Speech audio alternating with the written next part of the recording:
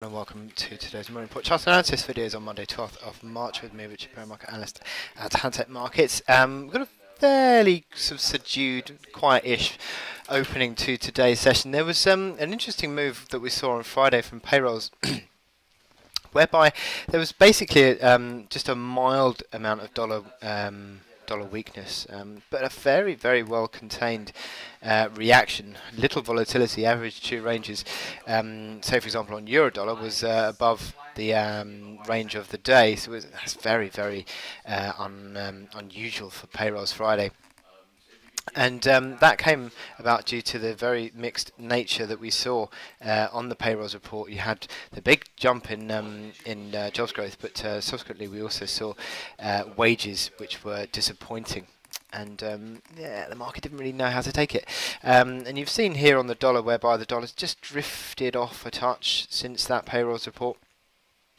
And that comes interestingly despite the fact that yields have started to tick higher again in the US. So the dollar's still not really sort of reacting to rising yields. And interesting move on that payrolls number. But the big movers came on equity markets. Big jump on the S&P 500 back towards that key February high.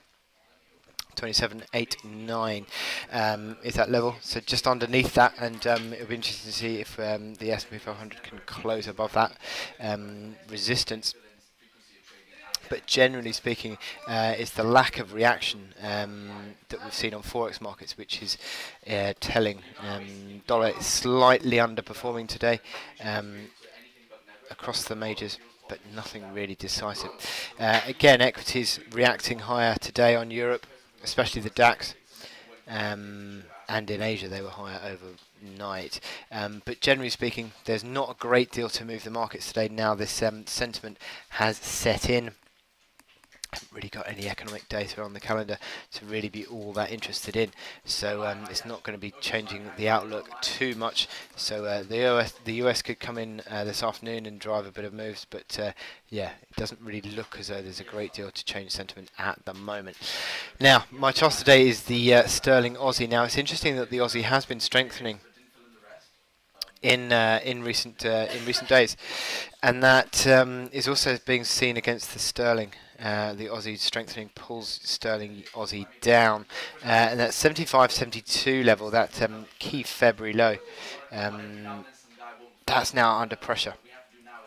Today's level of the downside 75.95, so about 20 pips away from that level there, but that's a key level for the market, I think, certainly near term, and it would suggest that if you do break that to the downside, it's going to probably come back towards this sort of well, in the least you'd think about this support at 73.50 area, but is it possible to unwind the move back towards that long pivot at 70.95? It could well be seen, but a topping out would be 340 pips of top.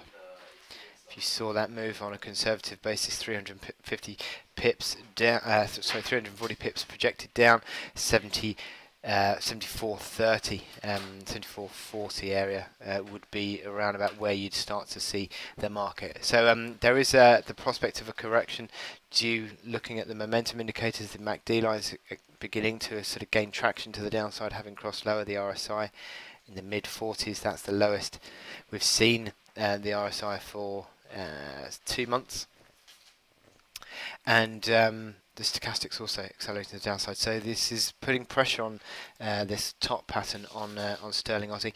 You can see that the hourly chart gets an outlook of selling into strength now. So you've got sort of a pivot, really, not a pivot, overhead supply between sort of 76.65 area and 77.30. So you've got around about sort of 70 pips worth of overhead supply that I think is a pretty good sell zone, and I think any sort of rally you do see that unwinds this hourly RSI to maybe 50, maybe into 60, would be a chance to sell. Anything that unwinds the MACD lines back towards neutral is probably going to be seen as a chance to sell. So watch out for that today, but I expect further pressure on 75.72, sorry. And a close below that would complete this breakdown. So I wish you good luck in your trading today, and I will speak to you later.